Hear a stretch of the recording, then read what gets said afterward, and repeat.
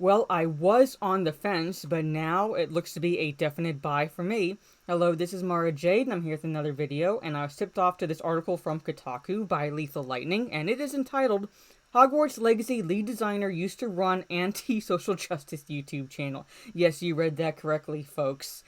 I don't think that title needs any further explanation. Me, personally, I was never really big into the, I guess, Potter lore, for one of a better way of putting it. I read all 7 books. I saw the movies through the 5th one. I have not yet seen the 6th movie or the 2-part 7th final film, so I can't exactly compare it to the books.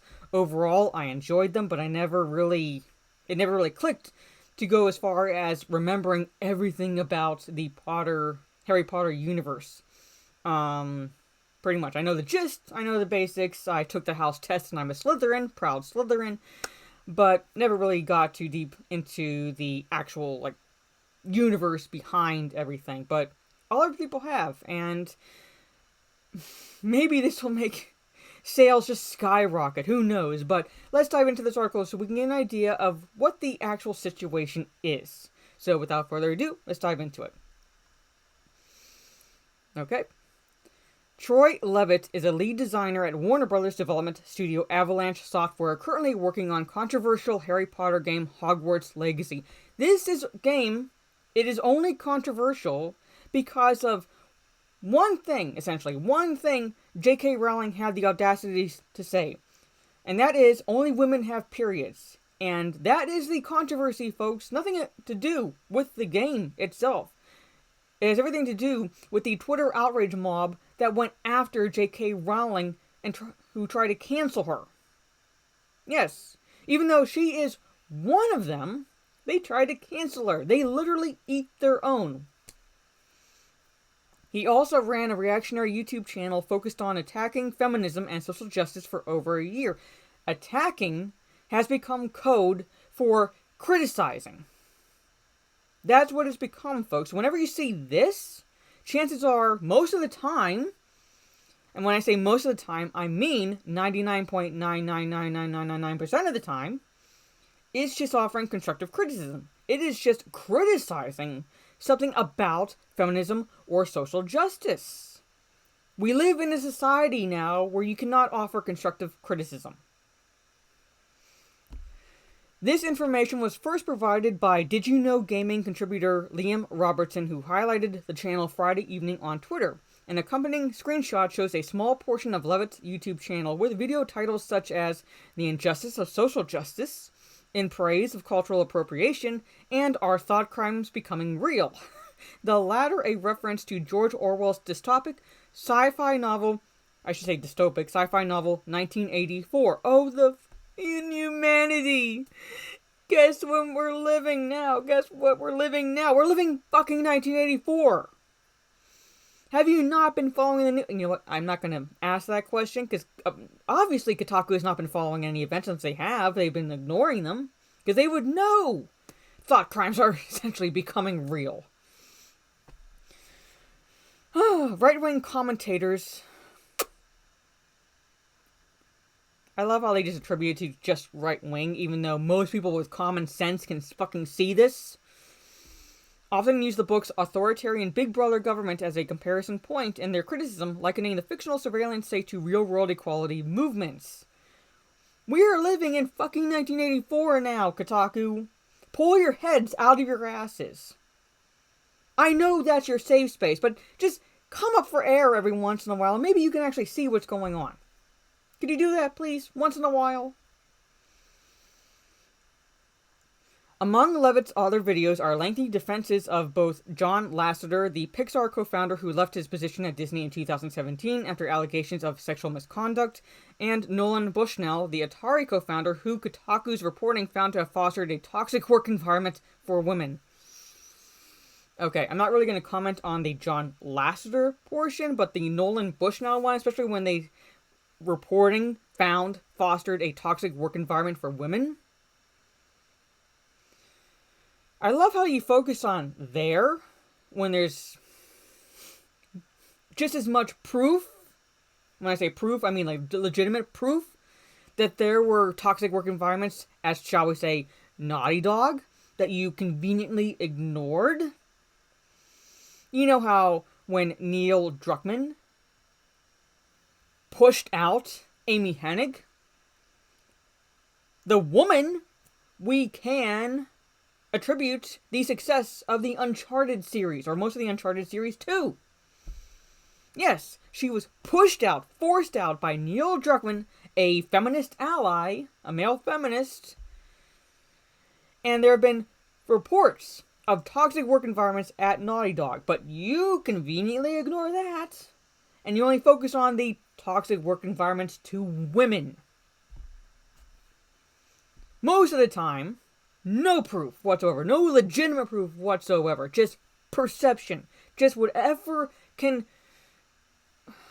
spin you can put to the narrative. That's what your focus is on. In some of his videos, Levitt expressed support for Gamergate. Oh, the audacity! The inhumanity! A movement that fostered harassment against women, oh my fucking god, and other minorities in the gaming industry, and criticized Anita Sarkeesian's Tropes vs. Women series as an uninformed fringe position. Well, I fucking criticize Anita Sarkeesian too. Am I toxic, Kotaku? I think she's a fucking bitch. I think she needs to shut the fuck up. Think she needs to stop talking, just in general, but especially about gaming, because she knows jack fucking shit. Anything she touches turns to shit. You see her influence. There's no denying it. You see it more often than not. And gamers, like me, don't want her. So yes, I'm criticizing her too. I hate her guts, so to speak. Am I toxic? Am I Gamergate? Kotaku? You fuckwits? Levitt discussed his opinions on Gamergate in depth during a 2017 interview, saying Gamergate, while painful at times, on the whole proved to be a good thing. Yes, it wasn't perfect. Nothing is ever perfect. But they like to paint. They like to take the imperfections and just broad brush that all over the entire movement, instead of basically segregating. That's the word they like to use in so many ways. Taking out what's actually imperfect about it, and focusing on that and criticizing just that, they criticize the whole movement as a result. Essentially, it's like punishing the whole for the sins of the few. Pretty much. That's all it is. Levitt didn't respond to Kotaku's multiple requests for comment in time for publication. I like how they didn't respond. He probably just flat out fucking ignored you, because he looked at that going, ah, you fuckwits, I'm not talking to you.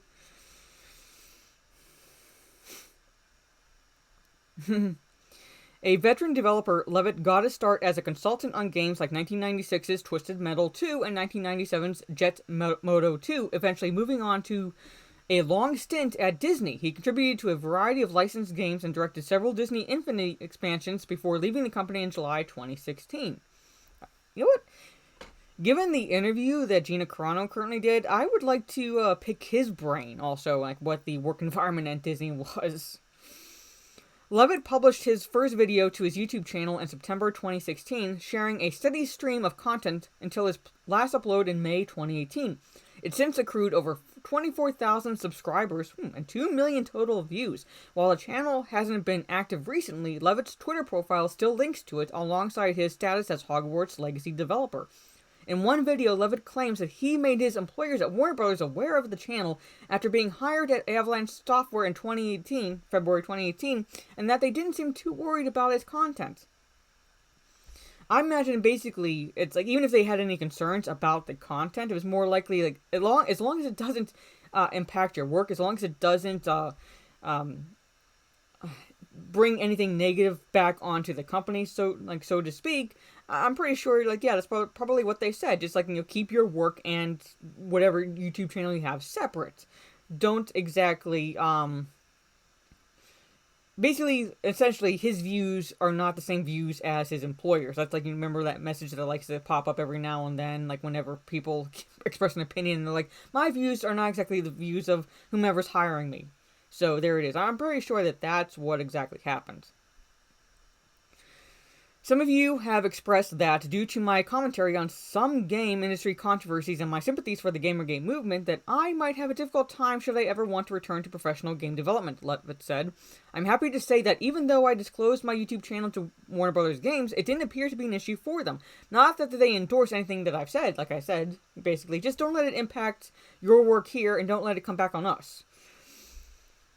Of course, but at least they seem more concerned with making good games and with pushing some kind of social justice agenda, so there is hope. Well, at least, fingers crossed, there's hope there.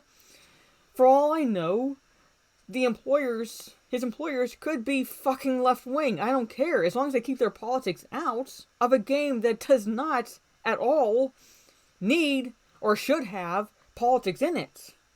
That's what I care about. Another example, just, segue from the Hogwarts Legacy game, the Witcher series. Now, granted, I can't say anything about Season 2 as of yet, because I've not seen anything about it, but at least Season 1, one of the lead writers, whom I know, is a raging leftist feminist, at least kept her politics 99% out of it. There may be one or two instances where, I'm seeing you interject something here or there, but for the most part, she kept it out, because she realized, and she said, my politics don't belong here. She at least understood that. So kudos to her for saying that, and kudos to her for at least keeping it out of Season 1.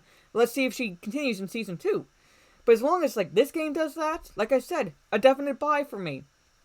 I'm not exactly big into the Potter universe. I don't know everything about Harry Potter lore, but the game piqued my interest enough, and now that I'm seeing this, and now that I'm seeing an indication that Warner Bros. Is like, hey, just work on the game, we don't care about your views, don't let that impact the product, and then shake hands, okay, go work. Pretty much. There it is.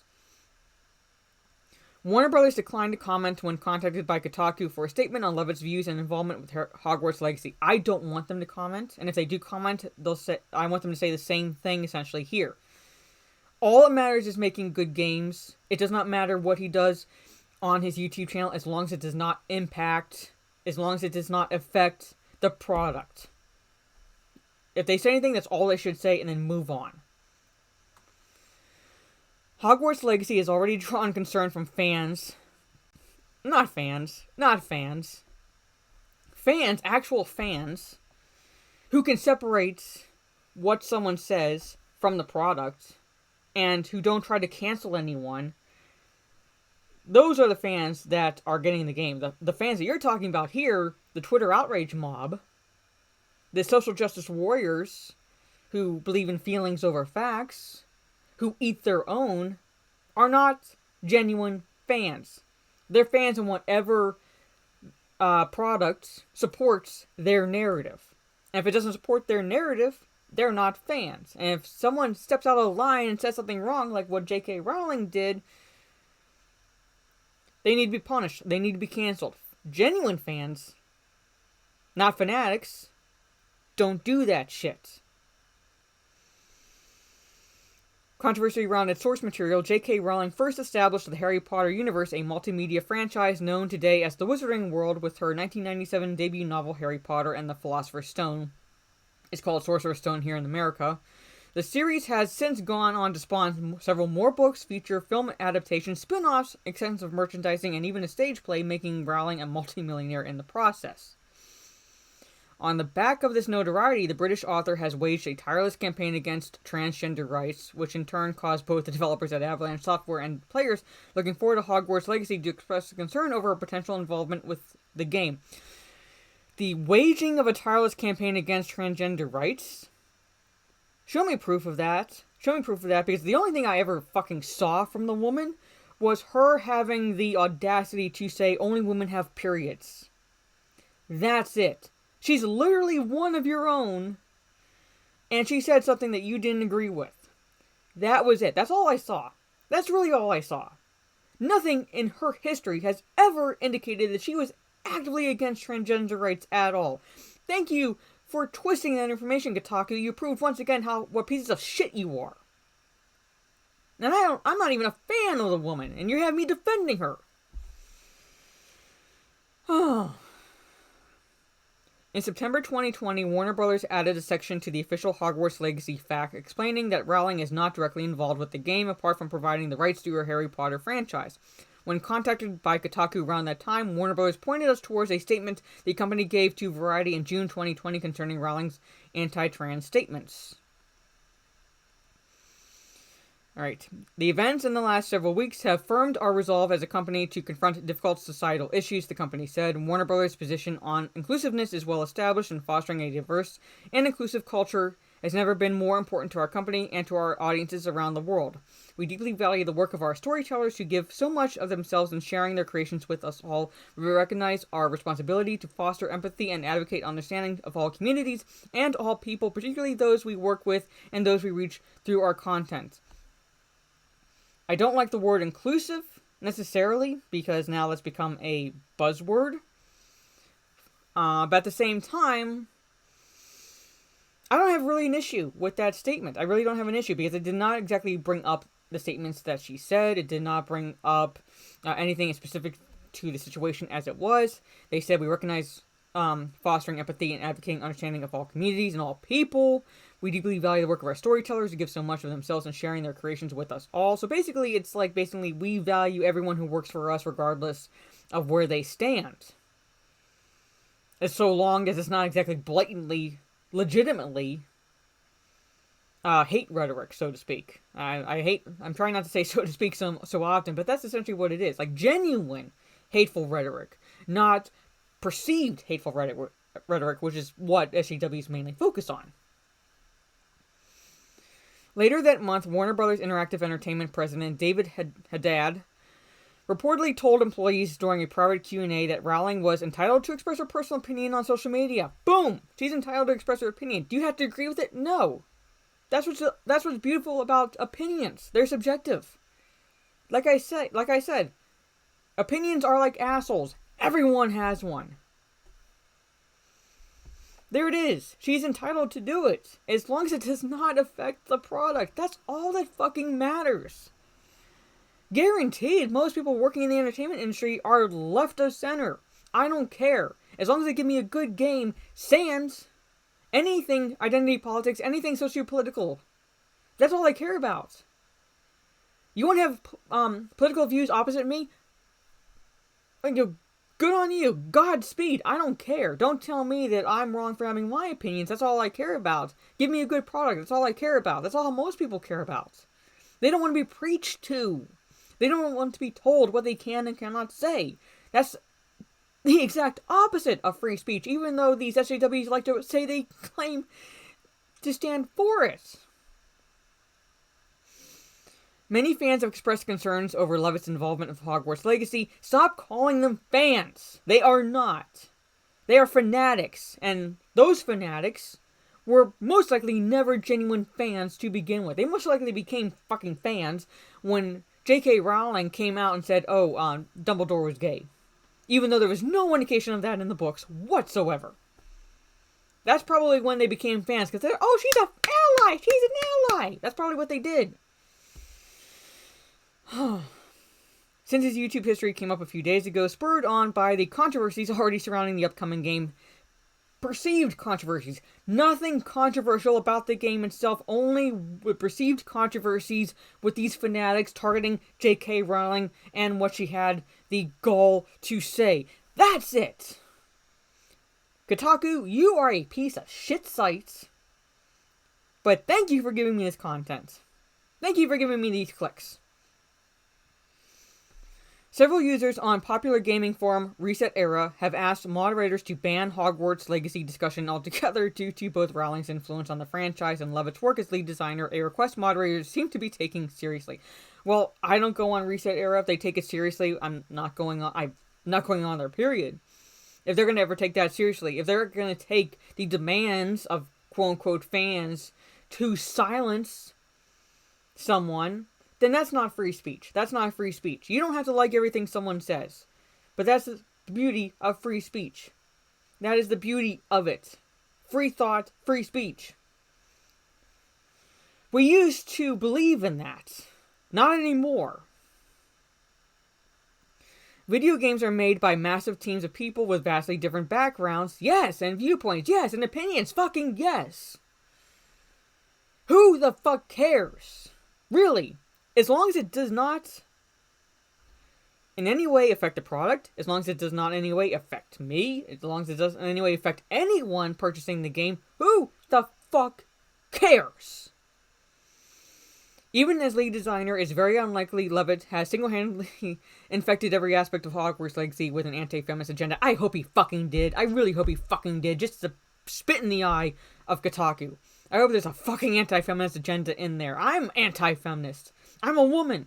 And when I say I'm anti-feminist, I mean I'm anti-third and fourth wave feminist, because those aren't feminists. Those are just spiteful bitches who can't get laid. Genuine feminists who truly believe in equal standing of the sexes, understand there's a difference between the sexes, but that we can bridge those differences in a way by working together. These current so-called feminists want to emasculate men to elevate women. I can't speak today because I'm so fucking pissed at this article. Elevate women, but I think I came up with the reasoning behind that. It's not because they are pro-women, it's because they have penis envy. You ever notice that? You ever notice how whenever they emasculate men, they make the female characters masculine? They have fucking penis envy. Guarantee it. That's my... that's what I believe.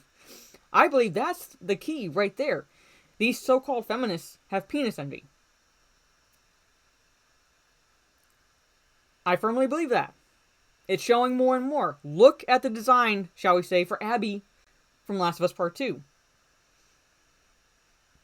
Look at the designs for most American female characters. I'd say that's a safe bet. That said, it's obvious why folks might be wary of interacting with a game developed by someone with his beliefs. I'm buying this game. It looks like I'm buying this game. Day fucking one. I don't think it's going to be necessarily a pre-order, but day one, when it's available, I'm going to be at my local GameStop purchasing it. I hope also that just to spite these little pansies, the sales skyrocket for this game. I hope. I beg. Adapted from works that have been sullied by their creator's own bigoted worldview. Oh, I love Sully. Sullied by her bigoted worldview. She's one of you. But she said something you didn't like, so you had to cancel her. You eat your own. You eat your own. You are rats who jump ship any chance you get. You remove your support for the slightest step off the groupthink plantation. I hope this sales skyrocket just to fucking spite you, just so I can salt my popcorn with your tears. Harry Potter might not be my personal cup of tea, but I feel for those who have seen something that they cherish growing up become such a minefield of intolerance. Oh my god, a minefield of intolerance. Oh my god. She said only women can have a period. Oh my god. You know what? I'm like, I just want to go like this. Go like this. This fucking article just pissed me off. But I'm getting in the game, like I said. So, there it is. I'm not exactly going to reiterate my thoughts. You've watched this video. You get an idea of where I stand. So let me know where you stand in the comments below. Are you getting the game? Are you not getting the game? Are you a fan of Harry Potter? Are you not a fan of Harry Potter? What did you think of what J.K. Rowling said? What did you think of what these people are claiming is going on with the game? Let me know all those beautiful thoughts down in the comments below. Whether or not you agree or disagree with me, every opinion matters. So if you like this video, leave a thumbs up, share on social media if you will. This is Marjade. Catch you on the dark side with my next video and or live stream. Until then, Ian Walker, go fuck yourself.